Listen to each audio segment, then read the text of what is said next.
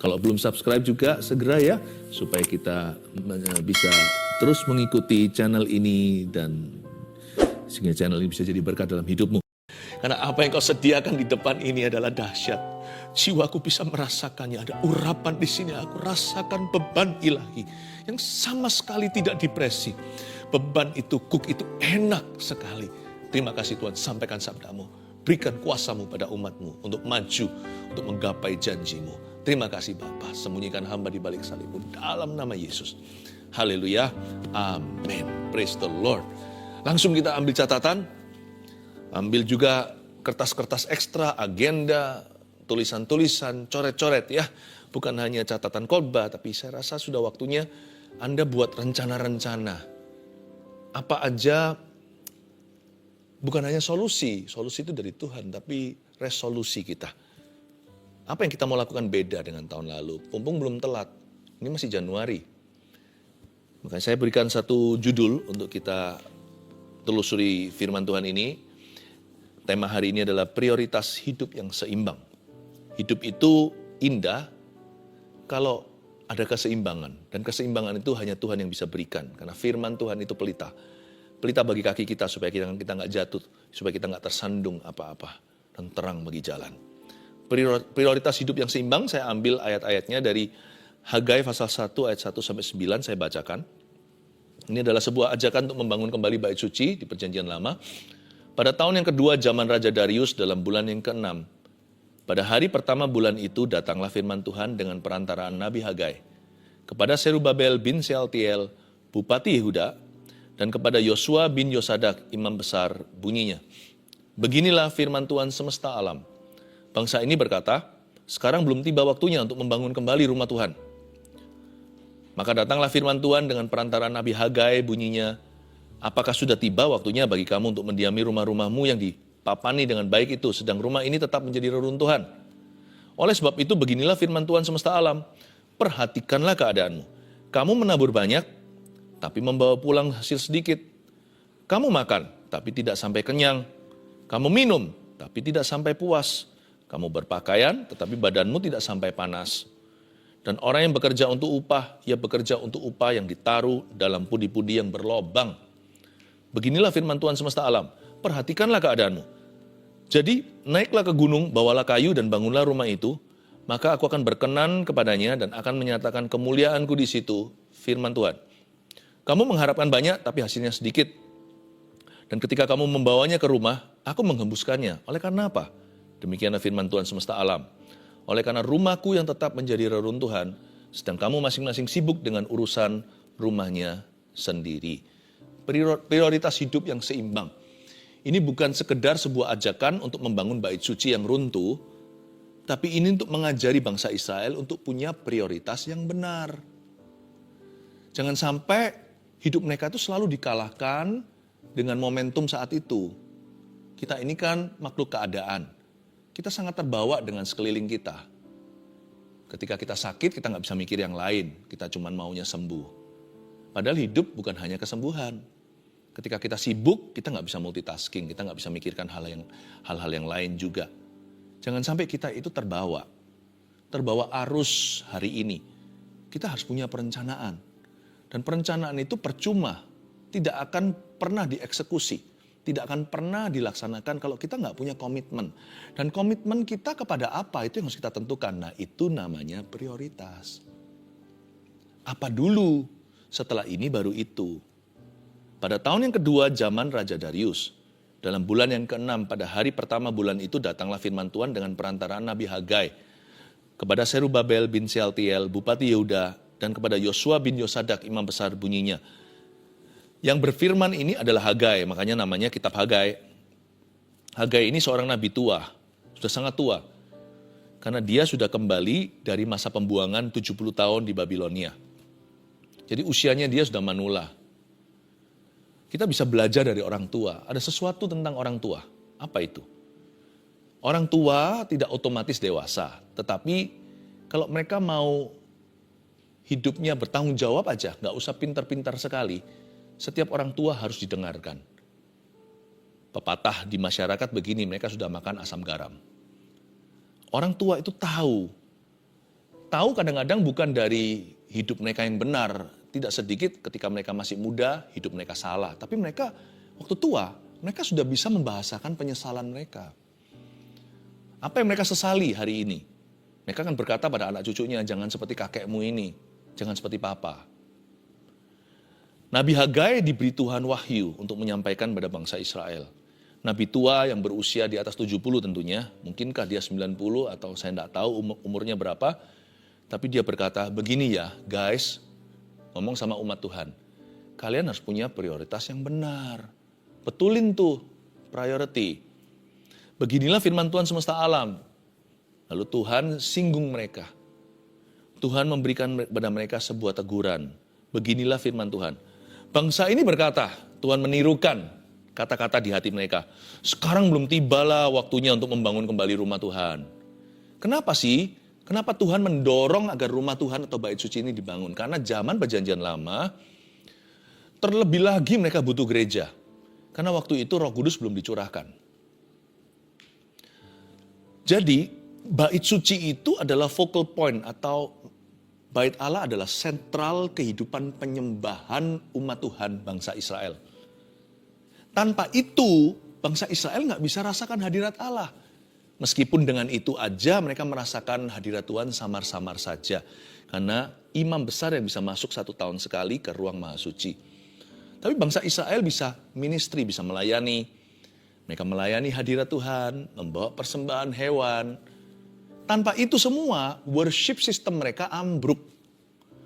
Dan bait suci itu diruntuhkan oleh Babilonia, negara Babel. Zaman sekarang itu geografinya di Irak. Zaman dulu adikuasa. Mereka itu meruntuhkan dan merebut Yerusalem karena bangsa Israel berdosa, Tuhan serahkan. Tuhan serahkan ke tangan musuh. Nggak tanggung-tanggung, bait suci ambruk. Semua kegagahan bait suci yang pertama yang dibangun oleh Salomo itu hancur total. Wah, dijarah, dirampas, dirampok, dirompak. Diambil semua barang-barang emas peraknya. Lalu tinggal batu-batu saja reruntuhan. Tetapi, lewat titah Raja Yunani, dibangun kembalilah bait suci, diutus bangsa Israel, disuruh pulang kampung dari negara pembuangan. Tepatnya dibangun kembali pada waktu tahun 538 sebelum Masehi. Runtuhnya 586 sebelum Masehi. Dibangun kembali 538. Kurang lebih lah ya, kalau saya nggak salah 70 tahun diruntuhkan. Setelah diruntuhkan, lalu habis itu ada penjarahan, lalu habis itu mereka dilutet atau dirampas. Setelah mereka 70 tahun dalam pembuangan. Lalu kira-kira 500-an tahun sebelum Masehi itu mereka pulang kampung untuk membangunnya. Dan saat membangun itu, mereka semangat. Tapi lama-lama kendor juga. Komitmen kalau nggak disertai dengan prioritas yang jelas, lama-lama nanti prioritasnya bergeser. Atau sebaliknya, punya prioritas, nggak punya komitmen juga percuma. Kita hanya punya angan-angan, tidak pernah sungguh-sungguh menyelesaikan. Dua-dua penting ya. Setelah mereka membangun bait suci kembali atas perintah Koresi, 15 tahun kemudian setelah cetusan pertama, setelah mereka itu groundbreaking, 15 tahun nggak kelar. Coba bayangkan. Kenapa? Mereka sibuk sekali, makanya disindir sama Tuhan di ayat 2. Bangsa ini berkata, sekarang belum tiba waktunya untuk membangun kembali rumah Tuhan. Karena mereka selalu begini loh. Mereka mau melakukan itu, tiba-tiba something else came up. Ada sesuatu terjadi. Mereka mau hari ini ya sudah ditata, sudah ada dalam agenda. Saya mau ke sini, ke situ, saya mau menyelesaikan ini, menyelesaikan itu. Karena aku tahu ini kehendak Tuhan atas hidup saya. Tiba-tiba ada keperluan mendadak. Selalu ada aja. Gampang dicubit setan. Gampang disenggol keadaan. Kalau hati nggak ada komitmen ya nggak akan pernah selesaikan. Kalau nggak tahu prioritas, selalu kehendak Tuhan dikalahkan. Karena selalu ada yang lebih penting lah menurut kita. Dan kita kan selalu mengorbankan yang sesungguhnya terpenting, yang asli penting. Kita kan korbankan untuk perkara-perkara yang sifatnya seolah-olah segera. Segera harus dicapai. Sesuatu yang sifatnya bagi kita mendesak. Ini keperluan, ini kebutuhan. Tapi nggak tentu semua yang saya sebutkan tadi itu adalah yang terpenting. Tahukah tanpa worship system ini, kalau mereka tidak bangun kerohanian mereka, cepat lambat mereka akan jatuh lagi ke tangan musuh. Mereka akan dirampas, dijarah lagi. Bukankah mereka dulunya itu dikalahkan akibat dosa? Jangan sampai kita itu menunggu parah baru cari Tuhan. Tunggu parah baru cari wajah Allah. Prevention is better than cure. Mencegah lebih baik daripada menyembuhkan. Dan Tuhan hendak membangun kembali bait suci itu. Tuhan memanggil mereka untuk masuk ke dalam hadirat-Nya.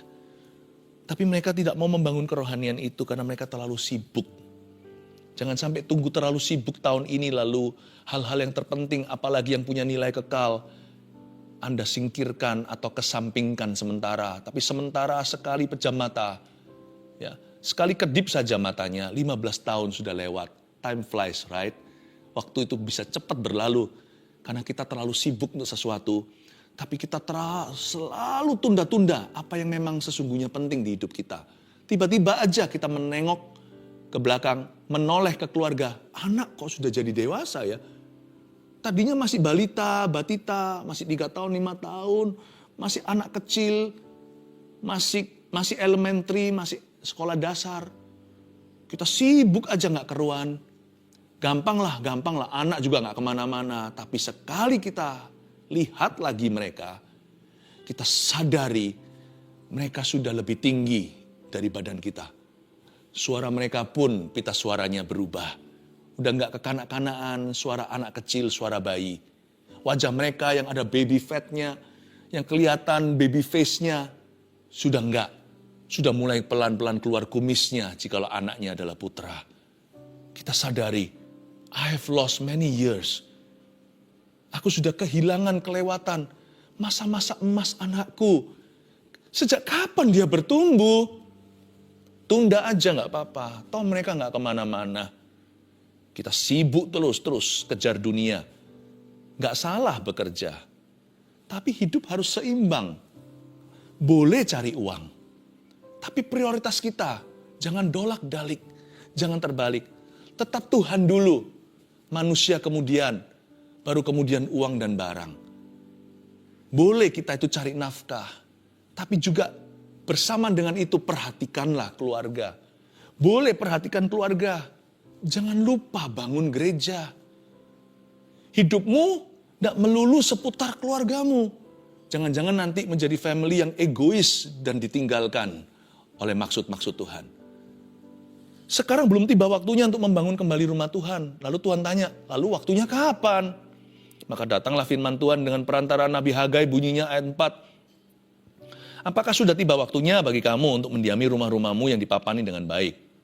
Ya Tuhan, sudah terlanjur bangun kan?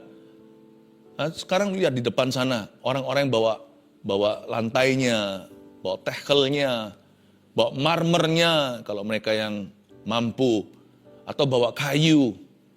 Sudah datang semua di depan, kan harus dipasang. Gak bisa dibiarkan gitu, kita gak punya gudang. Yalah. Selalu ada alasan. Kalau itu untuk kita, selalu ada alasan untuk segera. Sedangkan kerohanian kan gak kelihatan, jadi gak apa-apa. Apalagi yang bernilai kekal kan aku masih hidup, belum mati. Surga kan masih nanti. Selalu ada alasan untuk tunda. Kalau untuk kita selalu ada alasan untuk segera. Untuk Tuhan, untuk hal-hal yang sifatnya rohani, sifatnya kekal, untuk kerajaan Allah selalu besok ada waktu. Apakah sudah tiba waktunya bagi kamu untuk mendiami rumah-rumahmu yang dipapan dengan baik, sedang rumah ini tetap menjadi reruntuhan? Oleh sebab itu beginilah firman Tuhan semesta alam. Perhatikan dong keadaanmu. Coba lihat ya, kamu menabur banyak, tapi membawa pulang sedikit kan? Kamu makan, gak kenyang-kenyang kan? Kamu minum, gak sampai puas. Kamu berpakaian, tapi kenapa badanmu gak sampai panas? Dan orang yang bekerja untuk upah, ia bekerja untuk upah yang ditaruh dalam pundi-pundi yang berlobang. Tahu kenapa pundinya berlobang? Karena hidupnya gak seimbang. Kaya raya jatuh sakit. Jantungnya gak sehat. Gak pernah olahraga. Atau olahraga terus melulu. Tapi suka marah-marah. Badannya sehat, hubungannya tidak sehat. Badannya sehat, keluarganya sakit. Atau orang yang pelayanan saja. nggak pernah mau bekerja, nanti berujung minta-minta jadi batu sandungan bagi orang. Keindahan hidup dalam Tuhan itu adalah Tuhan menjaga keseimbangan. Bukankah Dia pelita harapan? Dialah terang jalan. Pundimu berlubang. Karena melulu cari uang. Atau ada orang-orang tertentu yang nggak pernah mau cari nafkah buat keluarganya. Bagaimana bisa menangkan seluruh family-nya? Situ papa loh, ayah kepala keluarga. Isinya hanya doa saja. Sedangkan Paulus berkata di Tesalonika, kamu tidak kerja, nggak usah makan. Beginilah firman Tuhan semesta alam ayat 7, perhatikan keadaanmu. Jadi naiklah ke gunung, bawalah kayu, bangunlah rumah itu, ayo segera, maka aku akan berkenan kepadanya dan akan menyatakan kemuliaanku di situ. Firman Tuhan. Kamu mengharapkan banyak kan? Tapi hasilnya sedikit. Ketika kamu membawanya ke rumah, aku mengembuskannya. Oleh karena apa? Demikianlah firman Tuhan semesta alam. Oleh karena rumahku yang tetap menjadi reruntuhan itu. Sedang kamu masing-masing ditegur sama Tuhan, dijewer nih. Kamu masing-masing sibuk saja dengan urusan rumahnya sendiri alias egois atau selfish. Prioritas hidup yang seimbang gimana sih? Saya kasih 3 poin seperti biasa ya.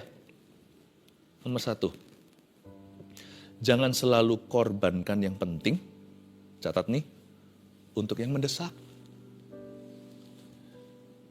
Urgent is important, but important may not be urgent. Nah, disitulah trikinya, disitulah jebakannya. Sesuatu yang mendesak pasti tiba-tiba jadi penting. Semua prioritas digeser ke bawah atau ke samping. Dia menjadi nomor 1.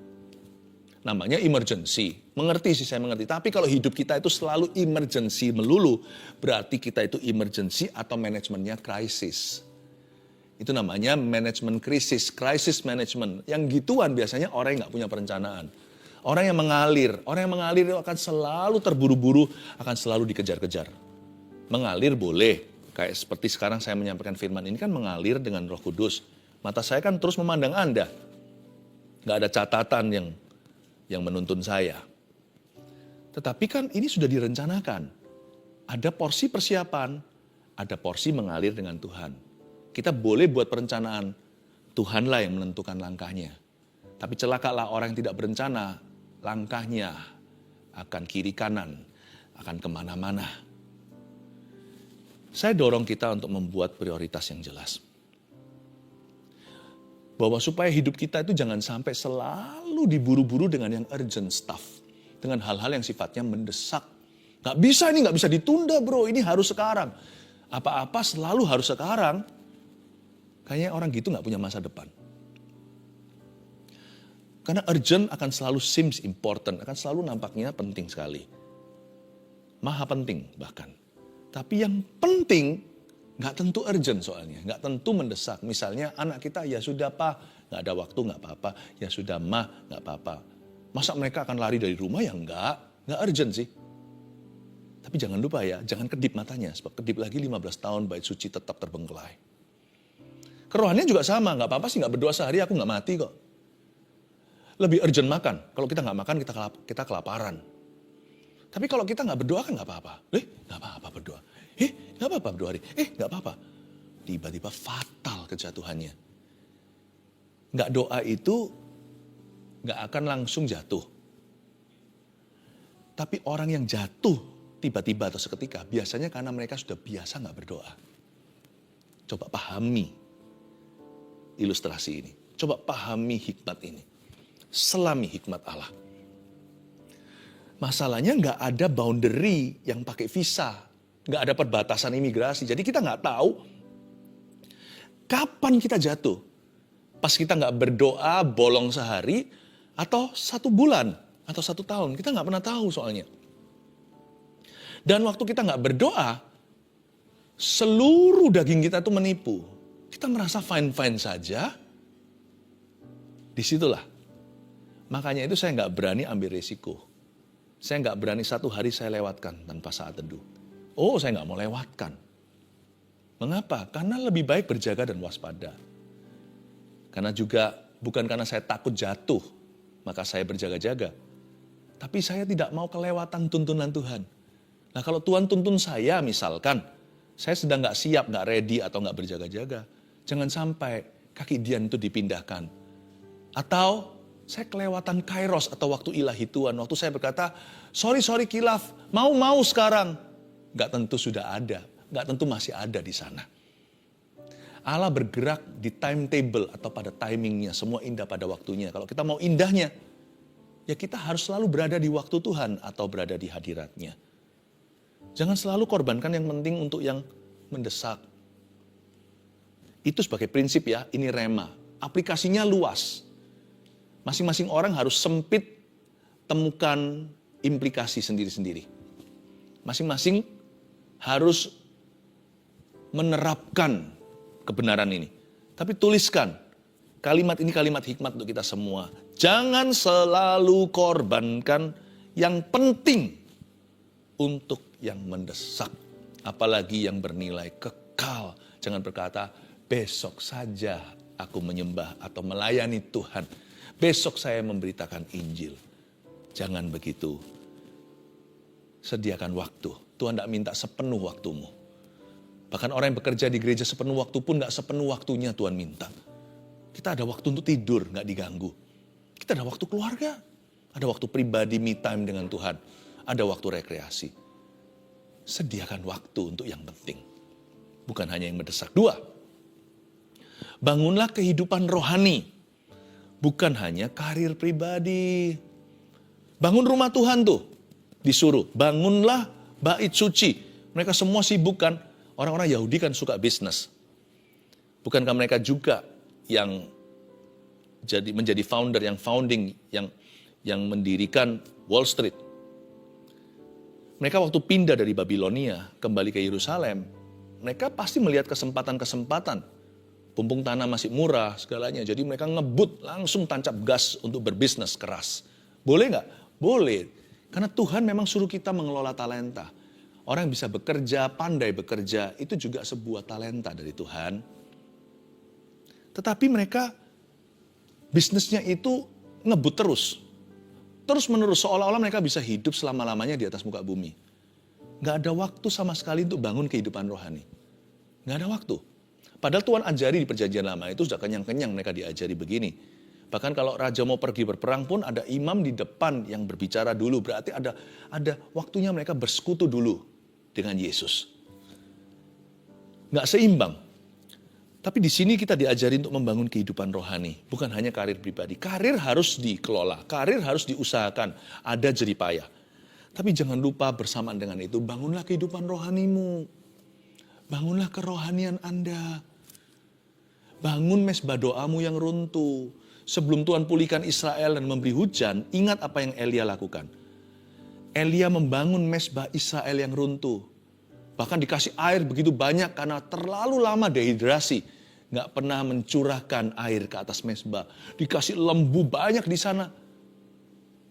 Bukan karena Tuhan kelaparan, Tuhan nggak makan semua persembahan itu. Tapi karena bangsa Israel itu sudah haus lapar akan Tuhan. Kasih makan rohmu. Jangan gak ada waktu baca Alkitab. Jangan gak ada waktu. Kalau ada orang yang gak ada waktu baca Alkitab, seharusnya saya salah satunya. Loh kok bisa? Kalau orang mempersiapkan khotbah gimana caranya? Dia baca untuk dirinya. Apa-apa kan pikir untuk jemaat. Tapi saya baca. Pedang saya bermata dua. Saya baca untuk diri saya. Sekenyang-kenyangnya buffet dari Tuhan. Lalu saya baca untuk Anda. Untuk mengenyangkan Anda sekalian. Perlu punya waktu. Jangan terus output, kapan input. Jangan terus keluar, kapan masuknya. Kita juga perlu masukkan asupan dari Tuhan. Jangan lupa memberi rohmu makan. Jangan hanya terus pelayanan.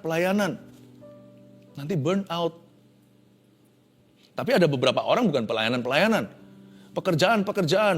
Terus karirnya saja, karirnya terus menerus. Gak pernah pelayanan sama sekali, gak pernah ministry. Puas hanya menjadi jemaat biasa atau simpatisan yang hanya menghangatkan kursi gereja. Dan kita kira dengan kita memberikan tips atau persembahan sukarela, berarti Tuhan sudah bisa kita bungkam. Enggak bisa. Terbukti Tuhan gak bisa kita bungkam adalah roh kita mati dengan sendirinya. Kita kering rohani ya kan, kering kerontang. Itu berarti kesaksian Roh Kudus kepada kita bahwa prioritas hidupmu salah. Kerja. Gak pernah mau pelayanan. Gak ada waktu. pelayanan itu ada berbagai macam. Di gereja kami, di gereja kita ya, aneka ragam. Jadi betul-betul nggak ada alasan untuk nggak pelayanan, itu nggak ada. Kalau orang nggak pelayanan itu pasti pilihan. Itu pilihan hatinya. Sebab kita tidak memberikan sebuah pilihan untuk orang nggak pelayanan. Orang bisu tuli pun bisa ikut choir. Kurnya gereja waktu, seingat saya, 2 tahun lalu ya, Natal yang 2 kali Natal yang lalu, choirnya itu adalah anak orang-orang yang bisu dan tuli dengan bahasa isyarat. Wah, terharu. Itu sebuah kesaksian bahwa di gereja kita, di gereja Mawar Syariah yang saya gembalakan, orang tuli pun, orang bisu pun bisa nyanyi. Jadi kalau sampai kita nggak melayani, bahkan kalau kita cacat, itu pilihan hati kita bersikeras. Bukan karena tidak dapat kesempatan dari Tuhan maupun gereja. Nggak boleh cuma kerja-kerja saja. Pelayanan juga bisa, tapi aku terus pergi terus dan aku sibuk. Bisa. Kalau kita mau belanin bisa. Bisa. Kalau nggak ada lagi apa-apa yang bisa kita lakukan karena memang nggak bisa. Misalkan dokter yang on call siang malam, ya jenis-jenis physician atau ahli medis yang harus untuk emergency, malam hari pun nggak boleh tutup sama pasiennya. Meskipun nggak praktek, tapi harus ditelepon sama susternya. Bisa jadi rekan doa. Tanya sama gerejanya, apa aja doa-doa yang perlu dipanjatkan. Doakan terus hamba Tuhan, doakan juga terus gembalamu. Nggak ada orang nggak bisa melayani. Bangunlah kehidupan rohani. Pelayanan juga membangun kehidupan rohani, bukan hanya doa. Ministry. 3, bangunlah visi gereja. Bukan hanya rumah tangga sendiri. Ayat 9 tadi. Tuhan tegur di kalimat terakhir. Kamu masing-masing sibuk sih dengan urusan rumahnya sendiri. Langsung disindir sama Tuhan family orang itu. Atau family orang-orang itu. Jangan sampai loh ya Tuhan sindir family kita. Berarti keluarga kita sudah jadi berhala kita. Masa bisa kita harapkan Tuhan memberkati berhala? Apa yang kau berhalakan, tak ada berkat Tuhan di sana. Anything, apapun yang Anda dan saya berhalakan, tidak akan ada Tuhan di situ. Jangan sampai ada Yunus di sana yang membuat seluruh kapal, padahal yang lainnya innocent, yang lainnya nggak bersalah. Tapi gara-gara satu itu, apalagi kalau dia adalah papa, Yunus adalah nabi, kalau ini adalah kepala rumah tangganya yang memberhalakan apa-apa just for the family, nggak pernah bangun visi gereja. Jangan sampai nanti Tuhan akan goncang-goncangkan, Tuhan akan kocok nanti keluarganya. Sampai menyadari bahwa your family bahwa seluruh bumi ini tidak diisi hanya dengan keluargamu sendiri. Ada keluarga Allah. Bangunlah visi gereja. Saya dorong ya, Senin besok, jadi tinggal berapa hari ini weekend kan. Kita akan datang subuh-subuh untuk terima impartasi dari Roh Kudus. Visi kerajaan Tuhan apa? Visi gereja kita apa? Saya undang keluarga Saat Teduh untuk welcome juga untuk datang. Dan Gereja Mawar Sharon tentunya jemaat yang dimuridkan. Nanti di Breakfast with God, Senin pagi-pagi sebelum matahari terbit, kita mencium kaki Tuhan Yesus dan mendengarkan apa yang Tuhan mau kita emban. Kita akan terima amanat yang baru di tahun yang baru ini dari Roh Kudus. Bangunlah visi gereja, bukan hanya rumah tanggamu sendiri. Prioritas hidup yang seimbang gimana sih? 1, jangan selalu korbankan yang penting untuk yang mendesak. Katakan amin. 2, bangunlah kehidupan rohani, bukan hanya karir pribadi. 3, bangunlah visi gereja, bukan hanya rumah tangga sendiri. I love you. Angkat tangan, terimalah berkat dari Allah Bapa, Putra, Roh Kudus menyertai kita sekalian di akhir pekan ini, besok ke gereja, dan Senin Breakfast with God, Tuhan beserta. Oh, kami cinta Engkau, terima kasih Tuhan untuk kasih mula-mula. Dalam nama Yesus yang menerimanya, katakan, amin.